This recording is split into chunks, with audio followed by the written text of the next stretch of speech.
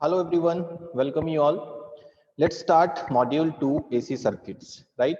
So already we have covered 3 modules for new viewers.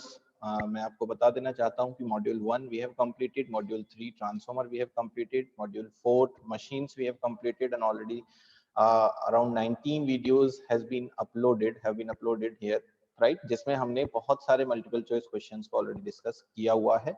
तो आप एक बार उनको जरूर देखें and keep practicing so that exams में आपको अच्छा स्कोर मिले और अच्छे से आप कॉन्फिडेंस के साथ क्वेश्चंस को अटेम्प्ट कर सके, राइट? तो I will complete this AC circuit chapter in total 5 videos. I have around 200 questions related to this, and these questions will be, I think, sufficient for getting to know about the type of questions. किस type के questions आपको कर रहे हैं, क्या उनके ऊपर concepts हैं, right?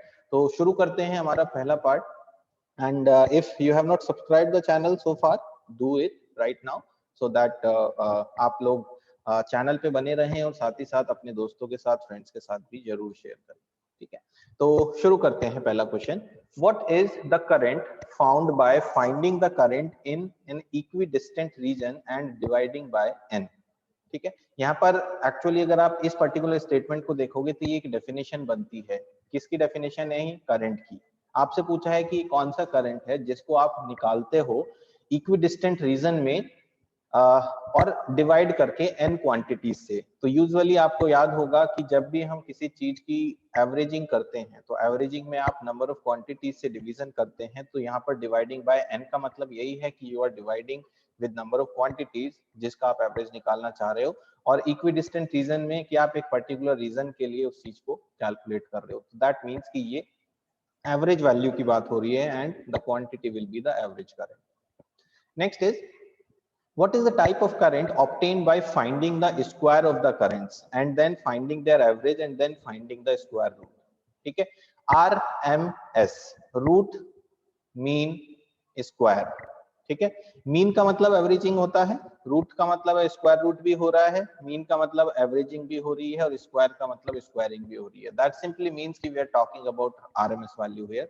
So RMS current is the right answer. Dash current is found by dividing the area enclosed by the half cycle by the length of the base of the half cycle. इनमें से कौन सी quantity है आप calculate करते हो? Current के terms में again बात हो रही है, उसको डिवाइड करते हो आप एरिया से by the half cycle and length of the base of the half cycle. Half cycle के लिए आप जिस क्वांटिटी को कैलकुलेट करते हो डिवाइड करके, वो कौन सी क्वांटिटी है? Once again we are talking about the average value. कोई भी एक alternating waveform आप ले लीजिए, let us say एक sinusoidal alternating waveform है, इसका अगर आप एवरेज निकालोगे तो you will be calculating average for this particular half cycle only, क्योंकि फुल साइकिल का एवरेज वैल्यू 0 होगा, इसका पॉजिटिव का एक पॉजिटिव वैल्यू आएगा, नेगेटिव का एक नेगेटिव वैल्यू आएगा, दोनों इक्वल होंगे बिकॉज सिमेट्रिकल ऑल्टरनेटिंग वेवफॉर्म है. और इस क्वांटिटी को निकालने के लिए आप हाफ साइकिल का ही यूज करते हैं. तो the average current we are talking about here. Next is, in a sinusoidal wave, average current is always dash RMS current. Average current और RMS current का रिलेशन यहाँ पर पूछा गया है. साइनोसोइडल वेवफॉर्म की बात हो रही है कि एक साइनोसोइडल वेवफॉर्म में एवरेज और आरएमएस का वैल्यू बताइए. तो साइनोसोइडल फंक्शन में जो एवरेज वैल्यू होती है वो होती है 0.637 of the maximum value and RMS value होती है 0.707 of the maximum value. Current के टर्म में हम यहाँ पे बात कर रहे हैं, तो आपको दिखाई दे रहा है कि average current is always less than the RMS current. ठीक है, तो B is the correct answer. एक साइनोसोइडल के लिए लेस देन ही होगा हमेशा. For a rectangular wave, average current is dash RMS current. Rectangular wave की बात हो रही है. Rectangular wave कुछ इस तरह का दिखाई देता है. You must remember that कि in the rectangular waveform, whenever you calculate the RMS value, whenever you calculate the average value, that will always the same. मतलब अगर इसका maximum value VM है, तो यहाँ पर आपके पास मैक्सिमम वैल्यू भी वीएम ही आएगा. आप अगर कैलकुलेट करके देखेंगे एवरेज और आरएमएस वैल्यू, फॉर्मूला आपको पता होना चाहिए एवरेज वैल्यू को कैलकुलेट करने का, 1/t 0 to t f of t dt, where ft is the function, 1/t is the time period for which we are calculating the value, and 0 to t is the again time period or the length of the base, right? और RMS अगर आप निकालते हो तो it is also equals to 1/t 0 to t f of t का whole square of dt, और इस पूरे टर्म का स्क्वायर रूट। अगर आप ये फॉर्मूले इस पर्टिकुलर वेवफॉर्म के लिए पुट करोगे तो यू विल फाइंड दैट कि the value become always equals to the maximum value for a square wave या रेक्टेंगुलर वेव। ठीक है, तो answer will be equals to, ये न्यूमेरिकल है, आपको याद नहीं करना है। अगर आपको समझ में नहीं आ रहा है तो आप एक बार कैलकुलेट करके देखें। यहाँ पर अगर मैं Vm मैक्सिमम वैल्यू ले रहा हूं तो f of t you can consider as Vm and put the value here for differentiate 0 to pi to 2 pi। आप 0 से pi के लिए इसको इंटीग्रेट कीजिए, you will find the answer। Next is calculate the peak factor if the peak value is 10 ampere। Im दिया है 10 ampere और RMS दिया है 2 ampere। peak factor होता है maximum value upon RMS value, यानी कि 10 upon 2 will become equals to 5 ampere। तो 5 ampere is the peak factor of this particular case। ठीक है, okay, I made little mistake here। Factor जब आप निकालते हो तो फैक्टर का जो वैल्यू आता है वो यूनिट लेस क्वांटिटी है, तो this will not be 5 ampere, this will B 5 only, right, because ampere से एम्पियर आपका कैंसिल हो जाएगा तो you will get the 5 only. Next is if the maximum value of current is 5√2, maximum value है 5/√2, what will be the value of RMS current. यहाँ पर RMS आपसे पूछा है, तो आरएमएस वैल्यू जो 5√2 है ये मैक्सिमम वैल्यू है। आपको पता है आई मैक्सिमम इक्वल्स टू होता है √2 इंटू आई आरएमएस। तो यहाँ पर आप देखेंगे आई आरएमएस का वैल्यू इक्वल्स टू है आपके 5 एम्पियर। ये मैक्सिमम वैल्यू और आरएमएस वैल्यू के बीच में रिलेशन है कि जो मैक्सिमम वैल्यू है वो √2 टाइम्स ऑफ आरएमएस वैल्यू होती है। Next is average value of the current over A half cycle is.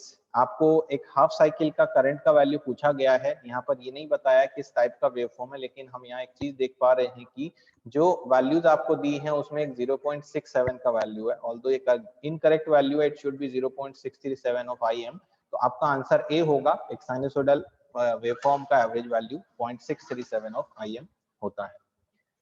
Average value of the current over a full cycle, अगर आप फुल साइकिल का एवरेज वैल्यू निकालते हो एक ऑल्टरनेटिंग सिमेट्रिकल वेवफॉर्म का, तो आपको हमेशा वैल्यू 0 मिलेगी, तो the answer should B 0। What is the correct expression for the form factor. Form factor एक साइनसोइडल वेवफॉर्म के लिए फॉर्म फैक्टर का वैल्यू होता है 1.11, और ये 1.11 तब आता है जब आपका आरएमएस वैल्यू एवरेज वैल्यू से डिवाइड होती है, क्योंकि यू नो आरएमएस वैल्यू होता है 0.707 ऑफ IM, 0.637 ऑफ IM आपका एवरेज वैल्यू है, IM से IM कैंसिल होगा, ये आपको मिलेगा 1.11। So you can have RMS upon average, यानी कि B is the correct one. For a direct current the RMS current is the mean current. Direct DC के लिए हमेशा maximum value, RMS value, average value all are same. ये बिल्कुल उसी तरह से है जैसे हमने अभी रेक्टेंगुलर और स्क्वायर वेव का डिस्कस किया। स्क्वायर वेव और रेक्टेंगुलर वेव में और डीसी में ऑल केसेस आर सेम, तो इट शुड बी इक्वल, क्योंकि डीसी के केस में आप वैसे भी आरएमएस और एवरेज के बारे में डिस्कशन नहीं करते हैं, तो ये हमेशा चूंकि इक्वल होता है, that is why you always simply talk about some value, not about maximum, average और RMS and so on. For a direct current, the RMS voltage is the mean voltage। Again similar type का question है, DC में RMS और mean के बीच का आपको relation पूछा है, तो again the relation will be equals, because दोनों में इक्वल होता है। What is the value of the form factor for a sinusoidal current? Current के बारे में फॉर्म फैक्टर पूछा है, फॉर्म फैक्टर आपका होगा 0.707 IM अपॉन 0.637 ऑफ IM। ठीक है, ये 0.637 जो है वो 2 अपॉन पाई से आता है, और ये आता है डिवाइड बाय √2 से, तो ultimately IM upon √2 is upon 2 upon pi into IM। यहाँ पर आप अगर आप देखेंगे तो आपको मिलेगा IM square into IM into pi, not square, IM into pi upon ये हो जाएगा 2√2 ऑफ IM। तो IM से IM कैंसिल हो गया, आपको मिल रहा है पाई, just a second, yes, so from here we are getting pi upon 2√2, और अगर आप इसको सॉल्व करोगे तो you will get 1.11। आपको पता है कि साइनोसॉइडल करंट, हम साइनोसॉइडल वेवफॉर्म की बात कर रहे हैं, तो उसका जो फॉर्म फैक्टर है वो 1.11 आता है, लेकिन as we can see कि there is no option available for this correct option, that is why इस पर्टिकुलर केस में यहाँ पर हमारे चारों ऑप्शंस गलत हैं। ठीक है, इसमें आप देखेंगे π/4 नहीं होता, 2π नहीं होता, π/√2 नहीं होता, जो π/2 है दैट इज अराउंड 1.15 और ये जो पावर फैक्टर है 1.15 सॉरी 1.15 नहीं 1.5 समथिंग आएगा। ये power factor I think triangular waveform का आता है, although that is not a part of discussion here. So correct answer should be equals to π/2√2. इनमें से चारों में से कोई भी आंसर करेक्ट नहीं। If the maximum value of the current is 5√2, IM दिया है 5√2, what will be the value of average value? Average value पूछा है, average value होता है 0.637 into IM। आपको करना है 0.637 को हम लिख सकते हैं 2/π into 5√2 और 2√2 you can say 10√2/π or 10√2/π can be called as, so answer is 10√2/π और अगर हम इसको सॉल्व करेंगे 10√2/π को तो this will be equals to 10√2 divided by pi should be equals to 4.50 something आएगा। ठीक है, तो हम ये देखते हैं कि इन चारों में से कोई भी ऑप्शन अगेन हमारे करेक्ट आंसर से मैच नहीं होता है। दैट मींस कि हमारा जो करेक्ट आंसर है that should be 10√2/π, not any one of these. ठीक है, next is for addition and subtraction of phasors. अगर फेजर्स का एडिशन और सब्ट्रैक्शन आपको करना हो तो इनमें से कौन सा फॉर्म यूज करेंगे हम? रेक्टेंगुलर फॉर्म होता है a+jb वाला फॉर्म, पोलर फॉर्म होता है r एंगल थीटा वाला फॉर्म, फिर दोनों के दोनों कॉम्प्लेक्स के फॉर्म है, या दोनों ही यूज कर सकते हैं या इनमें से कोई भी यूज कर सकते हैं। एक्चुअली अगर हमें कैलकुलेटर की हेल्प से करना हो तो हम दोनों को यूज कर सकते हैं, दोनों से पॉसिबल एडिशन सब्ट्रैक्शन, लेकिन अगर हमें मैनुअल ऑपरेशन करना हो तो it is much easier to do addition and subtraction in the form of rectangular form, क्योंकि यहाँ पर आप रियल पार्ट्स को रियल पार्ट से कर सकते हैं, इमेजिनरी को इमेजिनरी पार्ट्स के साथ। Next is for multiplication and division कौन सा मेथड यूज करेंगे? तो मल्टीप्लीकेशन डिवीजन के लिए again we can use both of the two forms अगर कैलकुलेटर से करना है, लेकिन अगर हमें मैनुअली करना है तो it is much easier to use this polar form for multiplication and division, क्योंकि मल्टीप्लीकेशन में सिंपल सा फंडा है, if we have r1 angle θ1 and r2 angle θ2, इनका मल्टीप्लीकेशन आपको करना है तो answer should be r1 r2 angle of θ1 plus θ2। Similarly अगर डिवीजन करना है तो answer will be r1/r2 angle of θ1 minus θ2। तो इजीली हम पोलर फॉर्म में कर सकते हैं। If a voltage of 2 plus 5J and another voltage 3 plus 6J flows through the two different resistors connecting in series, find the total voltage। Total voltage पूछा है, series में लगा हुआ है, सीरीज कनेक्शन है तो आपका कुछ इस तरह का कॉम्बिनेशन बन रहा है। तो एक वोल्टेज ये आपको दे रखा है V1 लेटर से, एक ये दे रखा है V2, तो ये जो V होगा it should be V1 plus V2 का फेजर सम, यानी कि इन दोनों को डायरेक्टली ऐड कर सकते हैं हम, दोनों के दोनों रेक्टेंगुलर फॉर्म में हैं। If we add both of these quantity, the real part 3 plus 2 will become 5, imaginary part 6 plus 5 will become 11, तो 5 plus 11J आपका टोटल वोल्टेज आ जाएगा। Next is find the value of omega if the frequency is 5 hertz. आपको f दिया है 5 hertz, omega होता है 2πf, so omega should be equals to 2π into 5, ठीक है, दैट इज 10 पाई, और 10 पाई इज समवेयर अराउंड, पाई होता है 3.14 something into 10 that is 31 point something आएगा, तो बी आपका आंसर होगा 31.4 रेडियन पर second. Next is when one sine wave passes through the zero following the other, एक साइन वेव अगर जीरो से पास होती है following the other, following the other मतलब दूसरी वेवफॉर्म उसके पीछे पीछे जीरो से पास होगी, यानी कि लेट अस से कि दूसरा वेवफॉर्म आपका यहाँ कहीं पास हो रहा है, पहले ये पास हो गया जीरो से, फिर ये पास होगा, और ये जो वेवफॉर्म होगी ये कुछ इस तरह का बनना चाहिए। ठीक है, तो इस कंडीशन में व्हाट इज द कंक्लूजन? इस कंडीशन में आपका जो कंक्लूजन है वो ये है कि जो पहला वेवफॉर्म है वो दूसरी वेवफॉर्म से कुछ एंगल से लीड कर रहा है, और वो एंगल कितना है? लेट अस से द थीटा एंगल, राइट? तो when one sine wave passes through the zero following the other it is leading. ठीक है, जो फर्स्ट वेवफॉर्म है वो लीड कर रही है नेचुरली, तो answer should be leading. Okay, तो आपसे यहाँ पर क्या पूछा है इस क्वेश्चन में, आपको कंफ्यूजन हो सकता है, लाइक आपको कौन सी क्वांटिटी के रेस्पेक्ट में कौन सा क्वांटिटी बताना है। तो पहले एक बार हम फिर से समझते हैं कि through the zero following the other, दूसरे को फॉलो करते हुए जब एक साइन वेव जीरो क्रॉस करती है तो क्या होता है। तो आप देखिए इनमें से कौन सी वेव फॉर्म कौन सी को फॉलो कर रही है, पहले तो आपको ये क्लियर हो। फॉलो करने का मतलब है कि ऑलरेडी एक वेव फॉर्म कर चुकी हो और दूसरी उसको फॉलो करते हुए कर रही हो, यानी कि दूसरी wave form first wave form को फॉलो कर रही है, because first is cross zero first and then second zero को क्रॉस कर रही है। तो आपसे यहाँ पर 1 का 2 से रिलेशन नहीं, 2 का 1 से रिलेशन पूछा है, तो आपका जो आंसर होगा वो लीडिंग नहीं होगा, वो आंसर होगा आपका लैगिंग। ठीक है, यहाँ पर आपको कंफ्यूजन हो सकता है क्योंकि यहाँ पर एक क्वांटिटी दूसरे से लीडिंग है और दूसरी पहले से लैगिंग है। तो ये जो स्टेटमेंट है, ये स्टेटमेंट आपको सही से पढ़ के समझना होगा कि किस क्वांटिटी के रेस्पेक्ट में क्या आपको पूछा जा रहा है।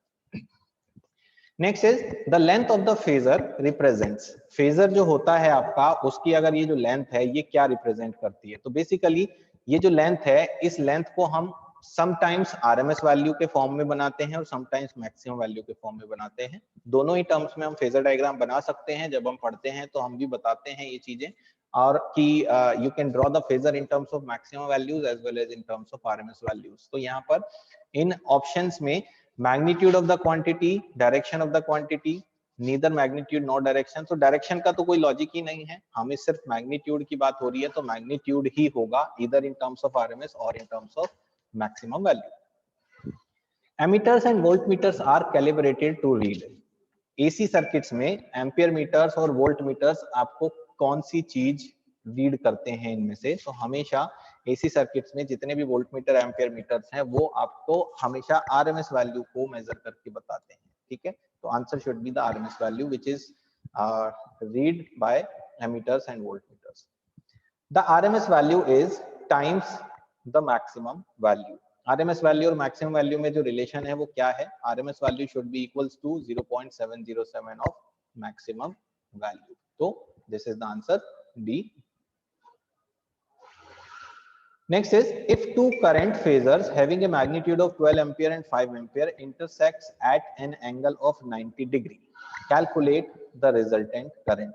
दो आपको करंट दिए गए हैं, वो दोनों एक दूसरे को 90 डिग्री पर इंटरसेक्ट कर रहे हैं। इंटरसेक्ट मतलब कुछ इस तरह का केस है, एक आपका 12 है, एक आपका 5 है, तो रिजल्टेंट करंट का वैल्यू आपसे पूछा जा रहा है। So what should be the resultant current here. तो इन दिस केस आपको क्या करना होगा, इनके आरएमएस वैल्यूज को फेजर सम करना होगा, और फेजर सम करने का तरीका जो है वो ये है कि जब आप फेजर सम करते हो तो पाइथागोरस थ्योरम लगाते हो, और पाइथागोरस थ्योरम कहती है कि अगर ये I1 है, ये I2 है, ये रिजल्टेंट है, तो resultant should be equals to root of I1 square plus I2 square, और 12 square plus 5 square will give you 144 plus 25 is 169 का स्क्वायर रूट होगा 13 एम्पियर। तो 13 ampere will be the resultant, right. If two current phasors having magnitude of 5 ampere and 10 ampere intersects at an angle of 60 degrees, calculate the resultant current। अब आपको जो दो current दिए हैं वो 60 डिग्री पर इंटरसेक्ट कर रहे हैं, इस कंडीशन में आपका रिजल्टेंट वैल्यू क्या आएगा, this is what we have to find out from here. आपका यहाँ पर जो केस है वो है two currents are like this which are making 60 degree angle, तो आपको इन दोनों का फेजर सम निकालना है। लेट अस से this is I1, this is I2, right.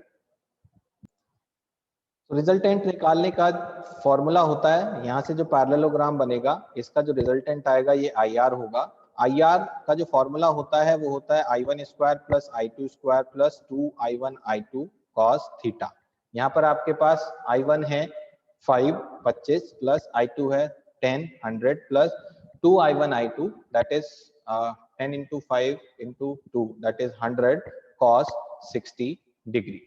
ठीक है, cos 60 degree will be 1/2, so this will become 100 plus 50 into 25, that is under root of 175, और अंडर रूट ऑफ 175 का जो आपका आंसर होगा दैट विल बी 13.22, यानी कि सी आपका यहां से आंसर आ जाएगा।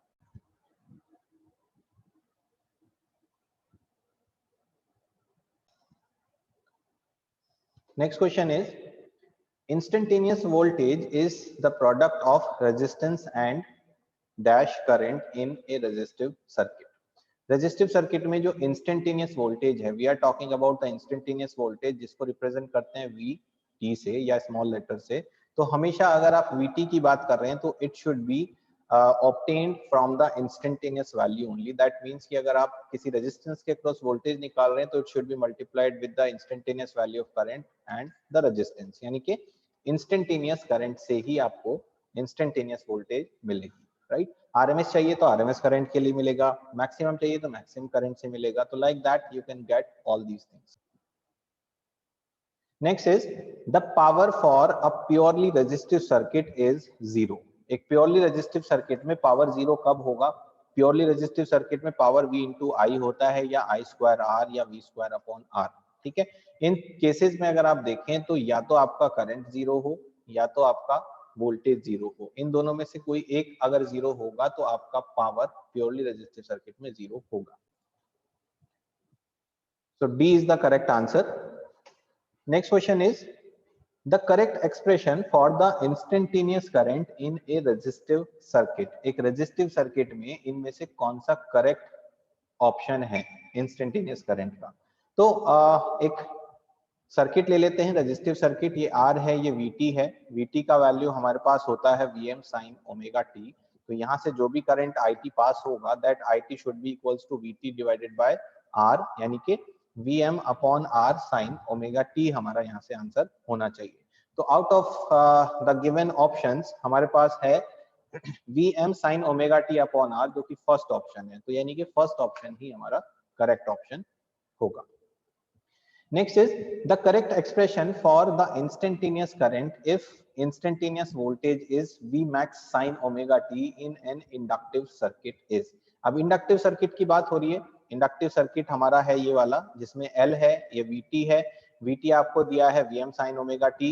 L का आपको इंडक्टिव रिएक्टेंस निकालना होगा, दैट विल बी XL, जो होता है 2 पाई FL के बराबर. और अगर आपको IT का आंसर चाहिए तो again IT will be equals to VT upon XL, यानी कि VT आपका है Vm sin ओमेगा t, उसको आप डिवाइड करोगे XL से तो आपको आंसर मिल जाएगा. That means first is the correct answer. Next is inductor does not allow sudden change in. Inductor sudden change of current को एक्सेप्ट नहीं करता है, ठीक है? सो अगर किसी इंडक्टर के थ्रू जीरो करंट हो इनिशियली और एकदम से आप उस पर करंट अप्लाई कर दो तो वो इनिशियली एक ओपन सर्किट की तरह बिहेव करता है. एकदम से अगर आप सडन चेंज करते हैं करंट में तो it does not except the sudden change in current. Next is inductance is to number of turns in the coil. Inductance का नंबर ऑफ टर्न्स के साथ क्या रिलेशन होता है कॉइल के अंदर? तो जो इंडक्टेंस है वो नंबर ऑफ टर्न्स के ऊपर डायरेक्टली डिपेंड करता है कि कितने नंबर ऑफ टर्न्स आपको मिल रहे हैं, उसके हिसाब से आपका इंडक्टेंस भी वेरी होता है. दैट मींस कि इंडक्टेंस आपका डायरेक्टली प्रोपोर्शनल है नंबर ऑफ टर्न्स के यहाँ पे, right? Next question is what is the value of current in an inductive circuit when there is no applied voltage. तो इस क्वेश्चन को समझने के लिए आपको प्योर इंडक्टिव सर्किट की करंट और वोल्टेज की वेवफॉर्म पता होनी चाहिए. अगर हमारे पास कोई एक इस तरह का सर्किट है तो इसकी जो वेवफॉर्म होगी, वोल्टेज की waveform, that will be reference voltage, 0 से स्टार्ट होगा और करंट 90 डिग्री से लैग करेगा. मतलब यहाँ से करंट आपका स्टार्ट होगा और इस तरह से फॉलो होगा. क्वेश्चन ही कह रहा है कि जिस मोमेंट पर वोल्टेज 0 है, मींस एट दिस पॉइंट जब वोल्टेज 0 है तो करंट की वैल्यू कितनी है? Current should be maximum because it is lagging behind the voltage by exactly 90 degree. तो this will be the answer here, ठीक है? We have to understand completely these circuits. हमें समझना होगा तभी हम इनके आंसर्स निकाल पाएंगे. रटने से, याद करने से इन क्वेश्चंस को कभी भी नहीं किया जा सकता. Next is what is the current if an inductive circuit in an inductive circuit when applied voltage is maximum. Again the same circuit के लिए हम अगर वेवफॉर्म बनाते हैं, ये है आपका वोल्टेज वेवफॉर्म, ये है आपका करंट का वेवफॉर्म. उस कंडीशन में अगर करंट वोल्टेज की वैल्यू मैक्सिमम है, दिस इज द मैक्सिमम, तो करंट का वैल्यू कितना है? That is 0. 90 डिग्री से करंट लैग कर रहा है, voltage will be maximum, current will be 0. In an inductive circuit the voltage, the current, voltage और करंट के बीच में कौन सा लैगिंग या लीडिंग होता है? तो यहाँ पर वोल्टेज का पूछा है विद रेस्पेक्ट टू करंट. अगर आप फेजर डायग्राम बनाते हैं इंडक्टिव सर्किट का तो in this case what you see here is that कि जो वोल्टेज है आपका वो करंट से 90 डिग्री से लैग करता है, ठीक है। तो यहाँ पर आप देखेंगे कि अगर करंट 90 डिग्री से लैग कर रहा है तो वोल्टेज 90 डिग्री से लीड कर रहा है। यहाँ पर वोल्टेज करंट से पूछा है तो वोल्टेज लीड्स द करंट, तो वोल्टेज आपका लीड करेगा। इन an inductive circuit the current dash the voltage. अब इसका जस्ट उल्टा है, हमारे पास वोल्टेज है, हमारे पास करंट है, हमारा जो करंट है वो लैग कर रहा है, तो करंट आपका लैग करेगा। Next is a resistance of 7 ohm is connected in series with an inductance of 31.8 millihenry. The circuit is connected to a 100 volt 50 hertz sinusoidal supply. Calculate the current in the circuit. आपको एक RL circuit दिया है जिसमें R है 7 ohm, L आपको दिया है 31.8 millihenry और एक वोल्टेज लगा के दे दिया है वहां पर 100 वोल्ट 50 हर्ट्ज का। करंट पूछा है I, तो आपको क्या करना है, I is equals to V by Z निकालना है, where Z is equals to root of R square plus XL square. XL निकालेंगे 2 पाई FL से, तो 2 पाई FL आपका हो जाएगा 2 पाई इंटू फ्रीक्वेंसी दिया है 50 into 31.8 into 10 to the power -3। इसको सॉल्व करते हैं, ये हो जाता है 10 ओम, ठीक है। उसके बाद Z निकालेंगे तो root of R square that is 7 square plus XL square that is 10 square, it will be 10 100 plus 49 is 149, हमारा अंडर रूट Z आ गया है जो होता है 12.20 ओम। तो I का वैल्यू हो जाएगा V अपॉन Z, V है हमारे पास 100 डिवाइडेड बाई 12.20, करंट आ रहा है 8.196 और approximately 8.2 ampere. Next is a resistance of 7 ohm is connected in series with an inductance of same circuit है, same voltage है, same frequency जो हमने किया। फेज डिफरेंस आपको निकालना है। फेज डिफरेंस निकालने के लिए आप क्या कर सकते हैं, आपके पास phi इज इक्वल्स टू होता है tan inverse of XL upon R। यहाँ पर आप लिख सकते हैं tan इनवर्स ऑफ XL आपने निकाला था 10 अभी प्रीवियसली और R आपको दिया है 7, tan inverse of 10 upon 7 will be 55 degree approximately.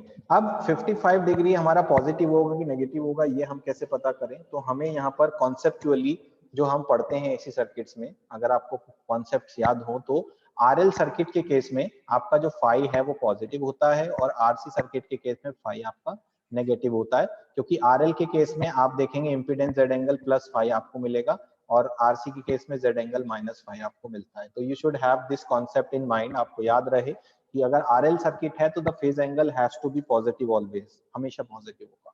तो यहाँ पर आपको 55.1 डिग्री जो आंसर दिया है अप्रोक्सीमेटली वो आपको यहाँ से चूज करना है।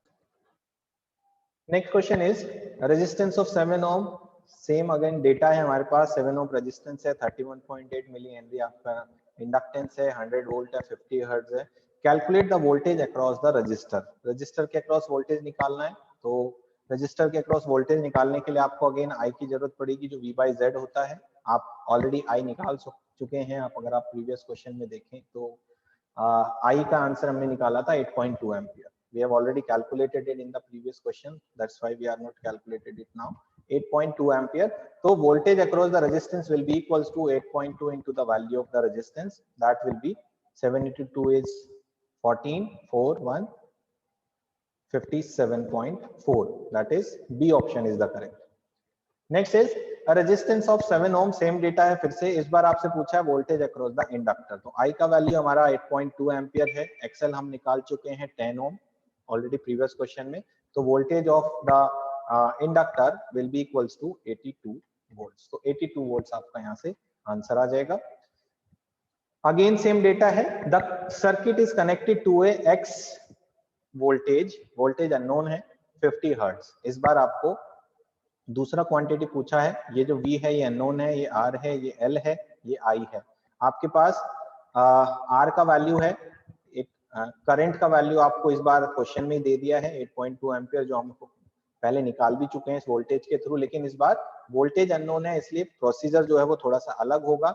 इन दिस केस आपके पास जो XL है वो 10 ओम आ जाता है 50 ओम हर्ट्ज के साथ, R आपको दिया है 7 ओम, राइट। करंट के अकॉर्डिंगली आपको वो जो वोल्टेज अक्रॉस द रेजिस्टेंस है वो हमने निकाला है 57.4 प्रीवियस क्वेश्चन में, सो 57.4 वोल्ट, और VL इंडक्टर के अक्रॉस जो वोल्टेज निकाला है वो है 82 ओम। अब अगर आपको V चाहिए तो V should be equals to होना चाहिए VR square plus VL square का फेजर सम, इन दोनों को अगर आप फेजर सम के साथ जोड़ोगे तो आपको टोटल सप्लाई वोल्टेज यहाँ से मिल जाएगा। ठीक है, तो इसको सॉल्व करते हैं। हमारे पास है 82 का स्क्वायर प्लस 57.4 का स्क्वायर, और इसका जब स्क्वायर रूट करेंगे तो आपको मिलेगा अप्रोक्सीमेटली 100, बिकॉज इसका वैल्यू आ रहा है 10,000 18 पॉइंट समथिंग, ऐसा कुछ वैल्यू है। तो उसको जब आप स्क्वायर रूट करोगे तो you will have approximately value 100 volts. ठीक है, तो 100 वोल्ट आपका आंसर यहाँ से आ जाएगा। आंसर ऑलरेडी आपको पता था, डेटा आपके पास सेम है, सब चीजें सेम है, तो आंसर 100 वोल्ट ही आना था जो प्रीवियस क्वेश्चन में दिया हुआ था। बट यहाँ पर चूंकि मेथड हमें लगानी है, क्वेश्चन अलग भी हो सकता है सेम प्रोसीजर पे, तो इसलिए प्रोसेस आपको पता होना चाहिए। ठीक है, इसीलिए आपको ये क्वेश्चन भी सीखना ही है। Next is which among the following is the correct expression of phi? phi is equals to होता है tan inverse of XL upon R। RL circuit की मगर बात करें जिसमें आपके पास अगर आप इम्पीडेंस ट्रायंगल बनाते हो तो इम्पीडेंस ट्रायंगल के हिसाब से जो cos phi है, जो tan phi है वो आपका होगा XL upon R, और phi is equals to tan inverse of XL upon R। So A is the correct answer, right? So with this video, we have completed total 40 questions of AC circuits. All are very good questions. You have to do practice. You have to learn all these questions to be sure कि आप module 2 के questions कर पाएं. Still, there are many questions remaining from this chapter. We will be making total 5 videos. 4 are remaining. ये complete कर लिया है. Till then, stay tuned to the channel. Keep learning, and thank you so much for watching this video. Thank you.